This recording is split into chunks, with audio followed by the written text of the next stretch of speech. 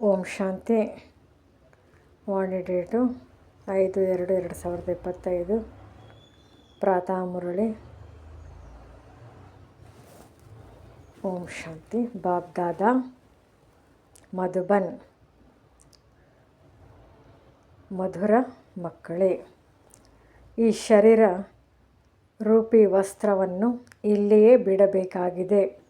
ಆದ್ದರಿಂದ ಇದರೊಂದಿಗಿನ ಮಮತ್ವವನ್ನು ಕಳೆಯಿರಿ. ಯಾವ ಮಿತ್ರ ಸಂಬಂಧಿಗಳು ನೆನಪಿಗೆ ಬರಬಾರದು? ಪ್ರಶ್ನೆ: ಯಾವ ಮಕ್ಕಳಲ್ಲಿ ಯೋಗ ಬಲವಿದೆ? ಅವರ ಚಿಹ್ನೆಗಳೇನು? ಉತ್ತರ: ಅವರಿಗೆ ಯಾವುದೇ ಮಾತಿನಲ್ಲಿ ಸ್ವಲ್ಪವೂ ಆಘಾತವಾಗುವುದಿಲ್ಲ, ಎಲ್ಲಿಯೂ ಸೆಳೆತವಿರುವುದಿಲ್ಲ.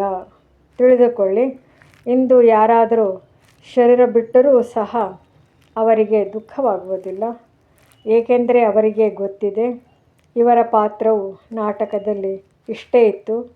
ಆತ್ಮವು ಒಂದು ಶರೀರವನ್ನು ಬಿಟ್ಟು ಹೋಗಿ ಇನ್ನೊಂದು ಶರೀರವನ್ನು ತೆಗೆದುಕೊಳ್ಳುತ್ತದೆ. ಓಂ ಶಾಂತಿ. ಈ ಜ್ಞಾನವು ಬಹಳ ಗುಪ್ತವಾಗಿದೆ. ಇದರಲ್ಲಿ ನಮಸ್ಕಾರ ಮಾಡುವ ಅವಶ್ಯಕತೆ ಇಲ್ಲ. ಪ್ರಪಂಚದಲ್ಲಿ ನಮಸ್ತೆ ಅಥವಾ ರಾಮ ರಾಮ ಇತ್ಯಾದಿ ಹೇಳುತ್ತಾರೆ. ಇಲ್ಲಿ ಅವೆಲ್ಲ ಮಾತುಗಳು ನಡೆಯುವುದಿಲ್ಲ, ಏಕೆಂದರೆ ಇದೊಂದು ಪರಿವಾರವಾಗಿದೆ. ಪರಿವಾರದಲ್ಲಿ ಒಬ್ಬರು ಇನ್ನೊಬ್ಬರಿಗೆ ನಮಸ್ತೆ ಅಥವಾ ಗುಡ್ ಮಾರ್ನಿಂಗ್ ಎನ್ನುವುದು ಶೋಭಿಸುವುದಿಲ್ಲ.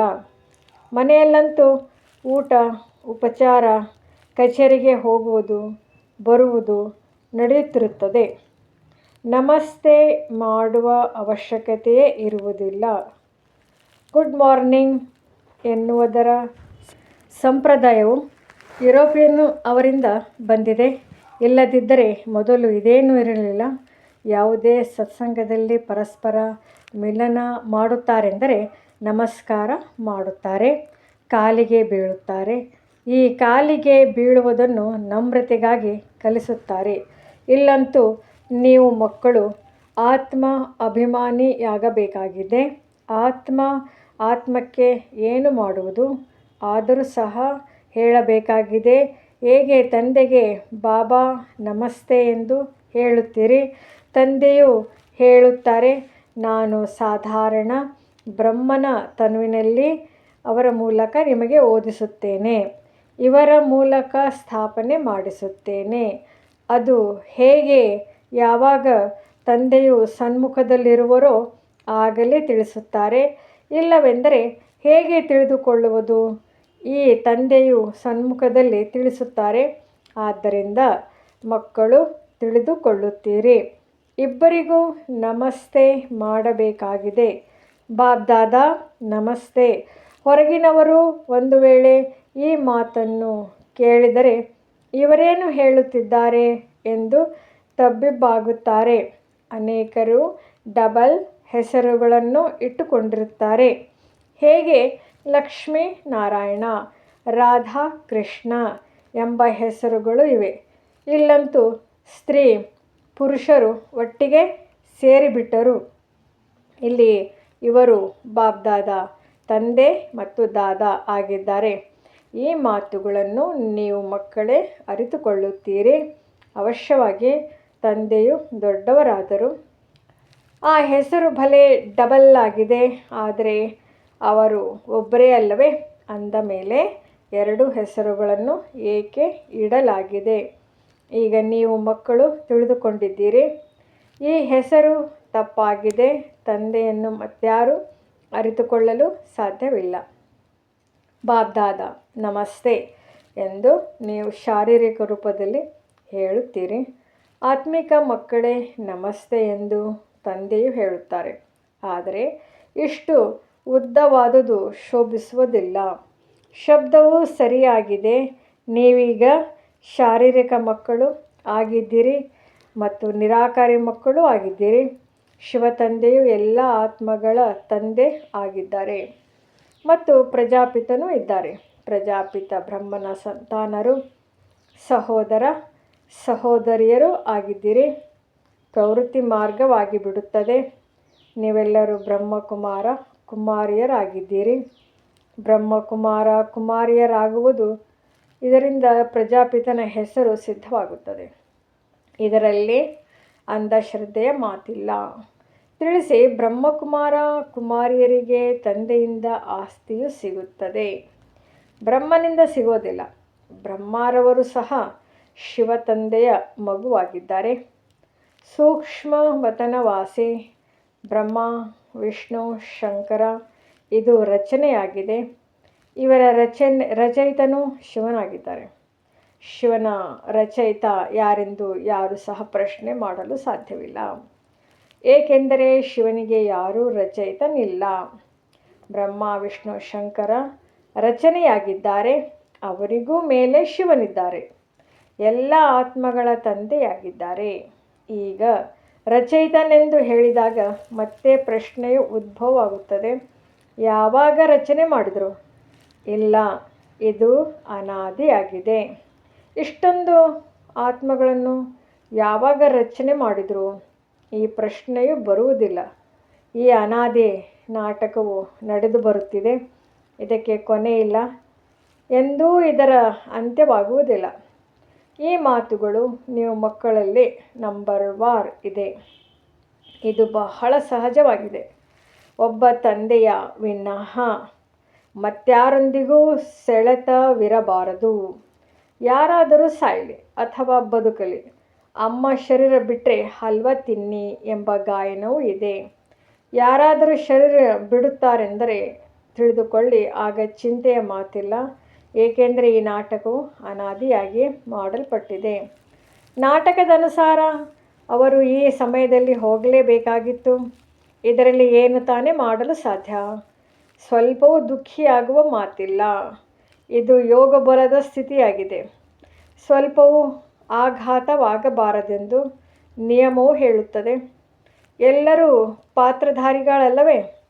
ತಮ್ಮ ತಮ್ಮ ಪಾತ್ರವನ್ನು ಅಭಿನಯಿಸುತ್ತಿರುತ್ತಾರೆ. ಮಕ್ಕಳಿಗೆ ಜ್ಞಾನವು ಸಿಕ್ಕಿದೆ.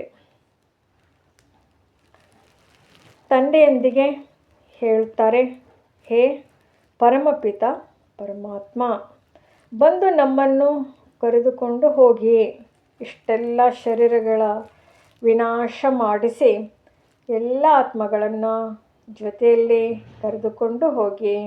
ಬಹಳ ಭಾರಿ ಕೆಲಸವಾಯಿತಲ್ಲವೇ? ಇಲ್ಲಿ ಯಾರಾದರೂ ಒಬ್ಬರು ಸತ್ತರೆ 12 ತಿಂಗಳವರೆಗೆ ಅಳುತ್ತಿರುತ್ತಾರೆ. ನೋಡಿ, ತಂದೆಯಂತೂ ಇಷ್ಟೆಲ್ಲ ಆತ್ಮಗಳನ್ನು ಕರೆದುಕೊಂಡು ಹೋಗುತ್ತಾರೆ. ಎಲ್ಲರ ಶರೀರಗಳು ಇಲ್ಲಿ ಬಿಟ್ಟು ಹೋಗುತ್ತದೆ. ಮಕ್ಕಳಿಗೆ ಗೊತ್ತಿದೆ, ಮಹಾಭಾರತ ಯುದ್ಧವು ನಡೆಯುತ್ತಿದೆ ಎಂದರೆ ಎಲ್ಲರೂ ಸೊಳ್ಳೆಗಳ ಉಪಾಧಿಯಲ್ಲಿ ಹೋಗುತ್ತಾರೆ. ಪ್ರಾಕೃತಿಕ ವಿಕೋಪಗಳು ಸಹ ಬರುವುದಿದೆ. ಇಡೀ ಪ್ರಪಂಚವೇ ಬದಲಾಗುತ್ತದೆ. ಈಗ ನೋಡಿ, ಇಂಗ್ಲೆಂಡ್, ರಷ್ಯಾ ಎಷ್ಟೊಂದು ದೊಡ್ಡದಾಗಿದೆ. ಸತ್ಯುಗದಲ್ಲಿ ಇವೆಲ್ಲವೂ ಇತ್ತೆ. ನಮ್ಮ ರಾಜ್ಯದಲ್ಲಿ ಇದ್ಯಾವುದೂ ಇರುವುದಿಲ್ಲ. ಒಂದೇ ಧರ್ಮ, ಒಂದೇ ರಾಜ್ಯವಿತ್ತೆಂದು ಪ್ರಪಂಚದಲ್ಲಿ ಯಾರ ಬುದ್ಧಿಯಲ್ಲಿಯೂ ಬರುವುದಿಲ್ಲ. ನಿಮ್ಮಲ್ಲಿಯೂ ನಂಬರ್ ಕೆಲವರ ಬುದ್ಧಿಯಲ್ಲಿ ಮಾತ್ರವೇ ಒಳ್ಳೆಯ ರೀತಿಯಲ್ಲಿ ಕುಳಿತುಕೊಳ್ಳುತ್ತದೆ. ಒಂದು ವೇಳೆ ಧಾರಣೆ ಇದ್ದರೆ ಸದಾ ಆ ನಶೆ ಏರಿರುವುದು. ನಶೆಯು ಕೆಲವರಿಗೆ ಬಹಳ ಕಷ್ಟದಿಂದ ಏರುತ್ತದೆ. ಮಿತ್ರ, ಸಂಬಂಧಿಕರು ಮೊದಲಾದವರೆಲ್ಲರಿಂದ ನೆನಪನ್ನು ತೆಗೆದು ಒಂದು ಬೇಹದ್ದಿನ ಖುಷಿಯಲ್ಲಿ ನಿಲ್ಲುವುದು ಬಹಳ ಚಮತ್ಕಾರವಾಗಿದೆ. ಇದು ಅಂತ್ಯದಲ್ಲಿಯೇ ಆಗುವುದು. ಅಂತಿಮದಲ್ಲಿಯೇ ಕರ್ಮಾತೀತ ಸ್ಥಿತಿಯನ್ನು ಪಡೆಯುತ್ತೀರಿ. ಶರೀರದ ಪರಿವೆಯು ಬಿಟ್ಟು ಹೋಗುತ್ತದೆ. ಈಗ ನಾವು ಹೋಗುತ್ತೇವೆ ಎಂಬುದು ಸಾಮಾನ್ಯವಾಗಿ ಬಿಡುತ್ತದೆ. ಹೇಗೆ ನಾಟಕದಲ್ಲಿ ಪಾತ್ರವನ್ನು ಅಭಿನಯಿಸಿ ಮತ್ತೆ ಮನೆಗೆ ಹಿಂತಿರುಗಿ ಹೋಗುತ್ತಾರೆ. ಈ ದೇಹರೂಪಿ ವಸ್ತ್ರವನ್ನು ಇಲ್ಲಿಯೇ ಬಿಡಬೇಕಾಗಿದೆ. ಈ ವಸ್ತ್ರವನ್ನು ಇಲ್ಲಿಯೇ ತೆಗೆದುಕೊಳ್ಳುತ್ತೀರಿ, ಇಲ್ಲಿಯೇ ಬಿಡುತ್ತೀರಿ. ಇವೆಲ್ಲ ಹೊಸ ಮಾತುಗಳು. ನೀವು ಮಕ್ಕಳ ಬುದ್ಧಿಯಲ್ಲಿದೆ, ಮತ್ಯಾರ ಬುದ್ಧಿಯಲ್ಲಿಯೂ ಇಲ್ಲ. ತಂದೆ ಮತ್ತು ಆಸ್ತಿ. ತಂದೆಯು ಎಲ್ಲರಿಗಿಂತ ಮೇಲಿದ್ದಾರೆ. ಬ್ರಹ್ಮರವರ ಮೂಲಕ ಸ್ಥಾಪನೆ, ವಿಷ್ಣುವಿನಿಂದ ಪಾಲನೆ, ಶಂಕರನಿಂದ ವಿನಾಶ ಎಂದು ಹೇಳುತ್ತಾರೆ. ಅಂದ ಮೇಲೆ ಶಿವನ ಕರ್ತವ್ಯವೇನು? ಶ್ರೇಷ್ಠಾತಿ ಶ್ರೇಷ್ಠ ಶಿವತಂದೆಯನ್ನು ಯಾರೂ ಅರಿತುಕೊಂಡಿಲ್ಲ. ಸರ್ವವ್ಯಾಪಿಯಾಗಿದ್ದಾರೆ. ಇವರೆಲ್ಲರೂ ಅವರದೇ ರೂಪವೆಂದು ಹೇಳಿಬಿಡುತ್ತಾರೆ. ಇದು ಪ್ರಪಂಚದವರ ಬುದ್ಧಿಯಲ್ಲಿ ಪಕ್ಕಾ ಆಗಿಬಿಟ್ಟಿದೆ. ಆದ್ದರಿಂದ ಎಲ್ಲರೂ ತಮೋ ಪ್ರಧಾನರಾಗಿದ್ದಾರೆ. ತಂದೆ ತಿಳಿಸುತ್ತಾರೆ, ಇಡೀ ಪ್ರಪಂಚವು ದುರ್ಗತಿಯನ್ನು ಹೊಂದಿದೆ. ಮತ್ತು ನಾನೇ ಬಂದು ಸದ್ಗತಿಯನ್ನು ಕೊಡುತ್ತೇನೆ. ಒಂದು ವೇಳೆ ಸರ್ವವ್ಯಾಪಿಯಾಗಿದ್ದರೆ ಎಲ್ಲರೂ ಭಗವಂತರಾಗಿದ್ದಾರೆಯೇ? ಒಂದು ಕಡೆ ಎಲ್ಲರೂ ಸಹೋದರರೆಂದು ಹೇಳುತ್ತಾರೆ, ಇನ್ನೊಂದು ಕಡೆ ಎಲ್ಲರೂ ತಂದೆಯರೆಂದು ಹೇಳುತ್ತಾರೆ. ಏನನ್ನೂ ತಿಳಿದುಕೊಂಡಿಲ್ಲ. ಈಗ ನೀವು ಮಕ್ಕಳಿಗೆ ಬೇಹದ್ದಿನ ತಂದೆ ತಿಳಿಸುತ್ತಾರೆ, ಮಕ್ಕಳೇ ನನ್ನನ್ನು ನೆನಪು ಮಾಡಿ, ಆಗ ನಿಮ್ಮ ವಿಕರ್ಮಗಳು ವಿನಾಶ ಆಗುತ್ತದೆ. ನೀವು ಈ ದಾದಾ ಮತ್ತು ಮಮ್ಮಾರವರನ್ನು ಸಹ ನೆನಪು ಮಾಡಬಾರದು. ತಂದೆಯು ತಿಳಿಸುತ್ತಾರೆ, ಮಮ್ಮಾರವರೂ ಇಲ್ಲ, ಬಾಬಾರವರೂ ಇಲ್ಲ, ಯಾರ ಮಹಿಮೆಯೇನೂ ಇಲ್ಲ. ಶಿವ ತಂದೆಯೂ ಇಲ್ಲದೆ ಇದ್ದಿದ್ದರೆ ಈ ಬ್ರಹ್ಮರವರು ಸಹ ಏನು ಮಾಡುತ್ತಿದ್ದರು? ಅಂದ ಮೇಲೆ ಇವರನ್ನು ನೆನಪು ಮಾಡುವುದರಿಂದೇನಾಗುವುದು? ನಿಮಗೆ ತಿಳಿದಿದೆ, ಇವರ ಮೂಲಕ ನಾವು ತಂದೆಯಿಂದ ಆಸ್ತಿಯನ್ನು ತೆಗೆದುಕೊಳ್ಳುತ್ತಿದ್ದೇವೆ. ಇವರಿಂದಲ್ಲ, ಅಂದರೆ ಬ್ರಹ್ಮದಿಂದಲ್ಲ, ಇವರು ಸಹ ತಂದೆಯಿಂದಲೇ ಆಸ್ತಿಯನ್ನು ತೆಗೆದುಕೊಳ್ಳುತ್ತಾರೆ. ಅಂದ ಮೇಲೆ ಅವರನ್ನು ನೆನಪು ಮಾಡಬೇಕಾಗಿದೆ. ಈ ಬ್ರಹ್ಮರವರು ನಡುವೆ ದಲ್ಲಾಳಿಯಾಗಿದ್ದಾರೆ. ಹೇಗೆ ಕುಮಾರಿಯ ನಿಶ್ಚಿತಾರ್ಥವಾಗುತ್ತದೆ, ಆಗ ಪರಸ್ಪರ ಅವರು ಇನ್ನೊಬ್ಬರನ್ನು ನೆನಪು ಮಾಡುತ್ತಾರಲ್ಲವೇ? ವಿವಾಹ ಮಾಡಿಸುವವರು ಮಧ್ಯದಲ್ಲಿ ದಲ್ಲಾಳಿಯಾದರೂ ಇವರ ಮೂಲಕ ತಂದೆಯು ತಮ್ಮ ಜೊತೆ ನೀವಾತ್ಮಗಳ ನಿಶ್ಚಿತಾರ್ಥ ಮಾಡಿಸುತ್ತಾರೆ. ಆದ್ದರಿಂದ ಸದ್ಗುರುವು ದಲ್ಲಾಳಿಯ ರೂಪದಲ್ಲಿ ಸಿಕ್ಕಿದರೆಂದು ಗಾಯನವಿದೆ. ಸದ್ಗುರುವೇನೂ ದಲ್ಲಾಳಿಯಲ್ಲ, ಸದ್ಗುರು ನಿರಾಕಾರನಾಗಿದ್ದಾರೆ. ಭಲೆ ಗುರು ಬ್ರಹ್ಮ, ಗುರು ವಿಷ್ಣು ಎಂದು ಹೇಳುತ್ತಾರೆ, ಆದರೆ ಅವರೇನೂ ಗುರುವಲ್ಲ. ಸದ್ಗುರು ತಂದೆಯೊಬ್ಬರೇ ಆಗಿದ್ದಾರೆ. ಅವರು ಸರ್ವರ ಸದ್ಗತಿ ಮಾಡುತ್ತಾರೆ. ತಂದೆಯು ನಿಮಗೆ ಕಲಿಸಿಕೊಟ್ಟಿದ್ದಾರೆ. ಆದ್ದರಿಂದ ನೀವು ಅನ್ಯರಿಗೂ ಮಾರ್ಗವನ್ನು ತಿಳಿಸುತ್ತೀರಿ. ನೋಡಿಯೂ ನೋಡದಂತಿರಿ ಎಂದು ಎಲ್ಲರಿಗೂ ಹೇಳುತ್ತೀರಿ. ಬುದ್ಧಿಯು ಶಿವತಂದೆಯೊಂದಿಗೆ ತೊಡಗಿರಲಿ. ಕಣ್ಣುಗಳಿಂದ ಏನೆಲ್ಲವನ್ನು ನೋಡುತ್ತೀರೋ ಎಲ್ಲವೂ ಸ್ಮಶಾನವಾಗಲಿದೆ. ಒಬ್ಬ ತಂದೆಯನ್ನು ನೆನಪು ಮಾಡಬೇಕು ಹೊರತು ಇವರನ್ನಲ್ಲ, ಅಂದರೆ ಬ್ರಹ್ಮರವರನ್ನಲ್ಲ. ಇವರಿಂದ ಆಸ್ತಿಯೂ ಸಿಗೋದಿಲ್ಲ, ತಂದೆಯಿಂದಲೇ ಸಿಗುತ್ತದೆ. ತಂದೆಯ ಬಳಿಯೇ ಹೋಗಬೇಕೆಂದು ಬುದ್ಧಿಯು ಹೇಳುತ್ತದೆ. ವಿದ್ಯಾರ್ಥಿಗಳನ್ನು ನೆನಪು ಮಾಡುವುದಿಲ್ಲ, ಶಿಕ್ಷಕರನ್ನು ನೆನಪು ಮಾಡುತ್ತಾರಲ್ಲವೇ? ಶಾಲೆಯಲ್ಲಿ ಯಾರು ತೀಕ್ಷ್ಣವಾದ ಮಕ್ಕಳಿರುತ್ತಾರೆಯೋ ಅವರು ಅನ್ಯರನ್ನು ಮೇಲೆತ್ತುವ ಪ್ರಯತ್ನ ಪಡುತ್ತಾರೆ. ತಂದೆಯು ತಿಳಿಸುತ್ತಾರೆ, ಒಬ್ಬರು ಇನ್ನೊಬ್ಬರನ್ನು ಮೇಲೆತ್ತುವ ಪ್ರಯತ್ನ ಪಡಿ, ಆದರೆ ಅದೃಷ್ಟದಲ್ಲಿ ಇಲ್ಲವೆಂದರೆ ಪುರುಷಾರ್ಥವು ಮಾಡುವುದಿಲ್ಲ. ಸ್ವಲ್ಪದರಲ್ಲಿಯೇ ಖುಷಿಯಾಗಿ ಬಿಡುತ್ತಾರೆ. ಪ್ರದರ್ಶನಿಯಲ್ಲಿ ಅನೇಕರು ಬರುತ್ತಾರೆ. ಅನೇಕರಿಗೆ ತಿಳಿಸಿಕೊಡುವುದರಿಂದ ಬಹಳ ಉನ್ನತಿಯಾಗುತ್ತದೆ. ನಿಮಂತ್ರಣ ಕೊಟ್ಟು ಕರೆಸುತ್ತಾರೆ ಅಂದಾಗ ದೊಡ್ಡ ದೊಡ್ಡ ಬುದ್ಧಿವಂತ ಮಕ್ಕಳು ಬರುತ್ತಾರೆ. ನಿಮಂತ್ರಣವಿಲ್ಲದೆ ಕೆಲವು ಪ್ರಕಾರದವರು ಬಂದು ಬಿಡುತ್ತಾರೆ. ಉಲ್ಟಾ ಸುಲ್ಟಾ ಮಾತನಾಡುತ್ತಿರುತ್ತಾರೆ. ರಾಯಲ್ ವ್ಯಕ್ತಿಗಳ ಚಲನೆ ವಲನೆ ಬಹಳ ರಾಯಲ್ ಆಗಿರುತ್ತದೆ. ರಾಯಲ್ ವ್ಯಕ್ತಿಗಳು ರಾಯಲ್ಟಿಯಿಂದಲೇ ಒಳಗೆ ಪ್ರವೇಶಿಸುತ್ತಾರೆ. ಚಲನೆಯಲ್ಲಿಯೂ ಬಹಳ ಅಂತರವಿರುತ್ತದೆ. ಅವರ ನಡೆಯುವ ಮಾತಾಡುವುದರಲ್ಲಿ ಶ್ರೇಷ್ಠತೆ ಇರುತ್ತದೆ. ಮೇಳದಲ್ಲಂತೂ ಎಲ್ಲ ಪ್ರಕಾರದವರು ಬಂದು ಬಿಡುತ್ತಾರೆ. ಯಾರನ್ನೂ ನಿರಾಕರಿಸುವಂತಿಲ್ಲ. ಆದ್ದರಿಂದ ಎಲ್ಲಿಯಾದರೂ ಪ್ರದರ್ಶನಿಯಲ್ಲಿ ನಿಮಂತ್ರಣ ಪತ್ರವನ್ನು ಕೊಟ್ಟು ಕರೆಸುತ್ತೀರೆಂದರೆ ಒಳ್ಳೊಳ್ಳೆಯ ವ್ಯಕ್ತಿಗಳು ಬರುತ್ತಾರೆ ಮತ್ತು ಅವರು ಹೋಗಿ ಅನ್ಯರಿಗೆ ತಿಳಿಸುತ್ತಾರೆ. ಕೆಲವೊಮ್ಮೆ ಮಹಿಳೆಯರಿಗಾಗಿ ಕಾರ್ಯಕ್ರಮಗಳನ್ನು ಇಡಿ. ಕೇವಲ ಮಹಿಳೆಯರೇ ಬಂದು ನೋಡಲಿ. ಏಕೆಂದರೆ ಕೆಲವೊಂದೆಡೆ ಸ್ತ್ರೀಯರು ಪರದೆಯ ಒಳಗೆ ಇರುತ್ತಾರೆ. ಆದ್ದರಿಂದ ಕೇವಲ ಮಹಿಳೆಯರಿಗೆ ಕಾರ್ಯಕ್ರಮಗಳನ್ನು ಇಡಿ. ಅಲ್ಲಿಗೆ ಪುರುಷರು ಯಾರೂ ಬರಬಾರದು. ಆಗ ಆ ಪರದೆಯಲ್ಲಿನ ಮಹಿಳೆಯರು ನೋಡಲು ಬರುತ್ತಾರೆ. ತಂದೆ ತಿಳಿಸಿದ್ದಾರೆ, ಮೊಟ್ಟ ಮೊದಲಿಗೆ ನೀವು ತಿಳಿಸಬೇಕಾಗಿದೆ, ಶಿವತಂದೆಯು ನಿರಾಕಾರನಾಗಿದ್ದಾರೆ. ಶಿವತಂದೆ ಮತ್ತು ಪ್ರಜಾಪಿತ ಬ್ರಹ್ಮ ಇಬ್ಬರು ತಂದೆಯರಾದರೂ ಆಸ್ತಿಯು ಸಿಗಲು ಇಬ್ಬರು ಏಕರಸವಾಗಿರುವುದಿಲ್ಲ. ಆಸ್ತಿಯು ತಾತನಿಂದ ಅಥವಾ ತಂದೆಯಿಂದ ಸಿಗುತ್ತದೆ. ತಾತನ ಆಸ್ತಿಯ ಮೇಲೆ ಅಧಿಕಾರವಿರುತ್ತದೆ. ಭಲೆ ಎಂತಹ ಕುಪುತ್ರ ಮಗುವಾಗಿದ್ದರೂ ಸಹ ತಾತನ ಆಸ್ತಿಯು ಸಿಕ್ಕಿಬಿಡುವುದು. ಇದು ಇಲ್ಲಿಯ ನಿಯಮವಾಗಿದೆ. ಇವರಿಗೆ ಹಣ ಸಿಕ್ಕಿದರೆ 1 ವರ್ಷದಲ್ಲಿ ಹಾರಿಸಿಬಿಡುತ್ತಾರೆ ಎಂಬುದು ತಿಳಿದಿದೆ.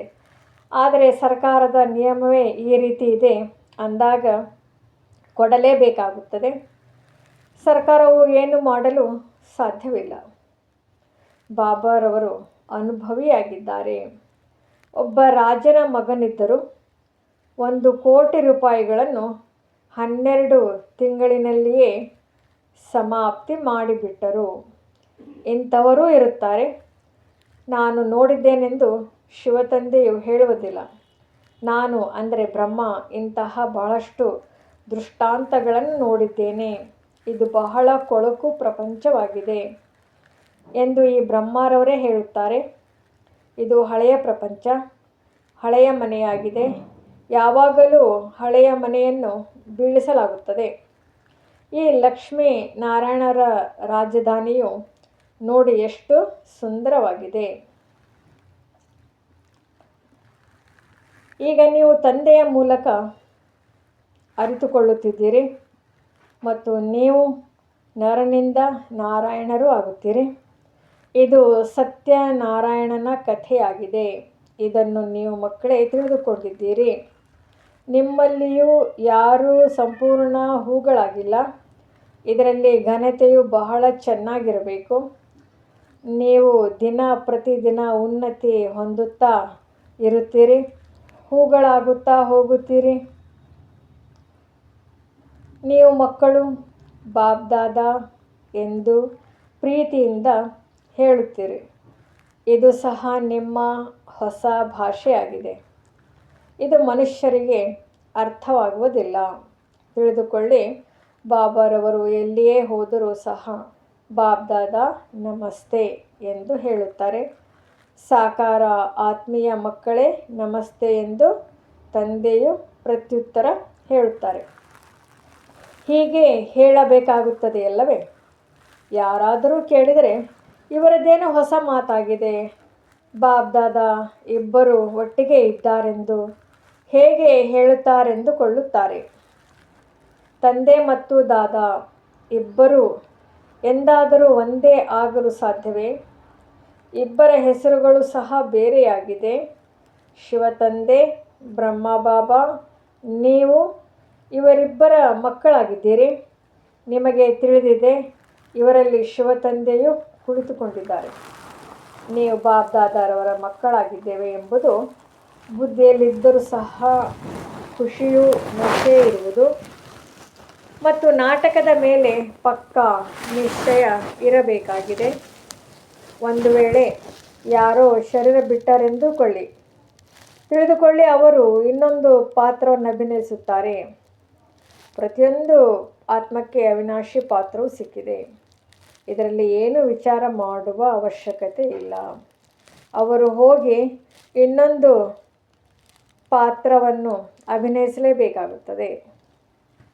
ಅವರನ್ನು ಮತ್ತೆ ಕರೆಸಲು ಸಾಧ್ಯವಿಲ್ಲ. ನಾಟಕವಾಗಿದೆಯಲ್ಲವೇ? ಇದರಲ್ಲಿ ಯಾವುದೇ ಅಳುವ ಮಾತಿಲ್ಲ. ಈ ಸ್ಥಿತಿಯುಳ್ಳವರೇ ಹೋಗಿ ನಿರ್ಮೋಹಿ ರಾಜರಾಗುತ್ತಾರೆ. ಸತ್ಯದಲ್ಲಿ ಎಲ್ಲರೂ ನಿರ್ಮೋಹಿರಾಗಿ ಇರುತ್ತಾರೆ. ಇಲ್ಲಿ ಯಾರಾದರೂ ಶರೀರ ಬಿಟ್ಟರೆ ಎಷ್ಟೊಂದು ಅಳುತ್ತಾರೆ. ತಂದೆಯನ್ನು ಪಡೆದುಕೊಂಡ ಮೇಲೆ ಅಳುವ ಅವಶ್ಯಕತೆಯಾದರೂ ಏನು? ತಂದೆಯು ಎಷ್ಟು ಒಳ್ಳೆಯ ಮಾತನ್ನು ತಿಳಿಸುತ್ತಾರೆ. ಕನ್ಯರಿಗೆ ಇದು ಬಹಳ ಸಹಜವಾಗಿದೆ. ತಂದೆಯು ವ್ಯರ್ಥವಾಗಿ ಖರ್ಚು ಮಾಡಲಿ ಮತ್ತು ನೀವು ಹೋಗಿ ನರಕದಲ್ಲಿ ಬೀಳಿರಿ ಎಂದಲ್ಲ. ಇದಕ್ಕಿಂತಲೂ ನಾವು ಈ ಹಣದಿಂದ ಆತ್ಮೀಯ ಯೂನಿವರ್ಸಿಟಿಯಿಂದ ಕೂಡಿದ ಆಸ್ಪತ್ರೆಯನ್ನು ತೆರೆಯಿರಿ ಎಂದು ಹೇಳುತ್ತೇವೆ. ಅನೇಕರ ಕಲ್ಯಾಣವಾಗುತ್ತದೆ ಎಂದರೆ ನಿಮ್ಮದು ಪುಣ್ಯವಾಗುವುದು, ನಮ್ಮದು ಪುಣ್ಯವಾಗುವುದು ಎಂದು ಹೇಳಿ. ಮಕ್ಕಳು ಸಹ ಉತ್ಸಾಹದಲ್ಲಿರುವಂಥವರಾಗಿರಬೇಕು. ನಾವು ಭಾರತವನ್ನು ಸ್ವರ್ಗವನ್ನಾಗಿ ಮಾಡಲು ತನು ಮನ ಧನವನ್ನೆಲ್ಲವನ್ನು ಖರ್ಚು ಮಾಡುತ್ತೇವೆ. ಇಷ್ಟೊಂದು ನಶೆ ಇರಬೇಕು. ಕೊಡುವುದಿದ್ದರೆ ಕೊಡಿ, ಇಲ್ಲವೆಂದರೆ ಬೇಡ. ನೀವು ತಮ್ಮ ಕಲ್ಯಾಣ ಮತ್ತು ಅನೇಕರ ಕಲ್ಯಾಣ ಮಾಡಲು ಬಯಸುವುದಲ್ಲವೇ? ಇಷ್ಟೊಂದು ಮಸ್ತಿ ಇರಬೇಕು. ಅದರಲ್ಲಿಯೂ ವಿಶೇಷವಾಗಿ ಕುಮಾರಿಯರಂತೂ ಬಹಳ ಎದ್ದು ನಿಲ್ಲಬೇಕು. ಒಳ್ಳೆಯದು, ಮಧುರಾತಿ ಮಧುರ, ಅಗಲಿ ಹೋಗಿ ಮರಳಿ ಸಿಕ್ಕಿರುವ ಮಕ್ಕಳ ಪ್ರತಿ ಮಾತಾಪಿತಾ ಬಾಬ್ದಾದಾರವರ ನೆನಪು, ಪ್ರೀತಿ ಹಾಗೂ ಸುಪ್ರಭಾತ. ಆತ್ಮಿಕ ತಂದೆಯ ಆತ್ಮಿಕ ಮಕ್ಕಳಿಗೆ ನಮಸ್ತೆ. ಧಾರಣೆಗಾಗಿ ಮುಖ್ಯ ಸಾರ. ಮೊದಲನೇದು, ತಮ್ಮ ಚಲನೆ ವಲನೆಯು ಬಹಳ ಘನತೆಯಿಂದಿರಬೇಕು. ಬಹಳ ಘನತೆಯಿಂದ ಮಾತನಾಡಬೇಕಾಗಿದೆ. ನಮ್ರತೆಯ ಗುಣವನ್ನು ಧಾರಣೆ ಮಾಡಿಕೊಳ್ಳಿ. ಎರಡನೆಯದು, ಈ ಕಣ್ಣುಗಳಿಗೆ ಏನೆಲ್ಲವೂ ಕಾಣುತ್ತಿದೆಯೋ ಇದೆಲ್ಲವೂ ಸ್ಮಶಾನವಾಗಲಿದೆ. ಆದ್ದರಿಂದ ಇದನ್ನು ನೋಡಿಯೂ ನೋಡದಂತಿರಬೇಕು. ಒಬ್ಬ ಶಿವತಂದೆಯನ್ನೇ ನೆನಪು ಮಾಡಬೇಕು, ಯಾವುದೇ ದೇಹಧಾರಿಯನ್ನಲ್ಲ. ವರದಾನ: ಮಾಸ್ಟರ್ ಜ್ಞಾನಸಾಗರನಾಗಿ ಗೊಂಬೆಯಾಟವನ್ನು ಸಮಾಪ್ತಿ ಮಾಡುವಂತಹ ಸ್ಮೃತಿಯಿಂದ ಸಮರ್ಥ ಸ್ವರೂಪ ಭವ. ಹೇಗೆ ಭಕ್ತಿ ಮಾರ್ಗದಲ್ಲಿ ಮೂರ್ತಿಯನ್ನು ತಯಾರು ಮಾಡಿ ಪೂಜೆ ಮುಂತಾದವನ್ನು ಮಾಡುತ್ತಾರೆ, ನಂತರ ಅದನ್ನು ಮುಳುಗಿಸಿ ಬಿಡುತ್ತಾರೆ. ಅಂದ ಮೇಲೆ ತಾವು ಅದನ್ನು ಗೊಂಬೆಯ ಪೂಜೆ ಎಂದು ಹೇಳುತ್ತೀರಿ. ಈ ರೀತಿ ತಮ್ಮ ಮುಂದೆಯೂ ಸಹ ಯಾರಾದರೂ ಯಾವುದೇ ನಿರ್ಜೀವ ನಿಸ್ಸಾರ ಮಾತುಗಳಾದ ಈರ್ಷೆ, ಅನುಮಾನ, ಆವೇಶ ಮುಂತಾದವು ಬರುತ್ತವೆ ಮತ್ತು ಇದೇ ಸತ್ಯವಾಗಿದೆ ಎಂದು ತಾವು ಅದರ ವಿಸ್ತಾರ ಮಾಡಿ ಅನುಭವ ಮಾಡುತ್ತೀರಿ ಅಥವಾ ಮಾಡಿಸುತ್ತೀರಿ. ಆಗ ಇದು ಸಹ ಹೇಗೆಂದರೆ ಅದರಲ್ಲಿ ಪ್ರಾಣವನ್ನು ತುಂಬಿಬಿಡುತ್ತೀರಿ. ನಂತರ ಅವರಿಗೆ ಜ್ಞಾನಸಾಗರ ತಂದೆಯು ನೆನಪಿನಿಂದ ಕಳೆದು ಹೋದದ್ದನ್ನು ಕಳೆದು ಸ್ವ ಉನ್ನತಿಯ ಪ್ರಕಂಪನಗಳಲ್ಲಿ ಮುಳುಗುತ್ತೀರಿ. ಆದರೆ ಇದರಲ್ಲಿಯೂ ಸಮಯವಂತೂ ವ್ಯರ್ಥವಾಯಿತಲ್ಲವೇ? ಆದ್ದರಿಂದ ಮೊದಲಿನಿಂದಲೇ ಮಾಸ್ಟರ್ ಜ್ಞಾನಸಾಗರನಾಗಿ ಸ್ಮೃತಿಯಿಂದ ಸಮರ್ಥಭವದ ವರದಾನದಿಂದ ಈ ಗೊಂಬೆಯಾಟವನ್ನು ಸಮಾಪ್ತಿ ಮಾಡಿರಿ. ಸ್ಲೋಗನ್: ಯಾರು ಸಮಯದಲ್ಲಿ ಸಹಯೋಗಿಯಾಗುತ್ತಾರೆಯೋ ಅವರಿಗೆ 100ಕ್ಕೆ ಪದಮದಷ್ಟು ಫಲವು ಸಿಕ್ಕಿಬಿಡುತ್ತದೆ.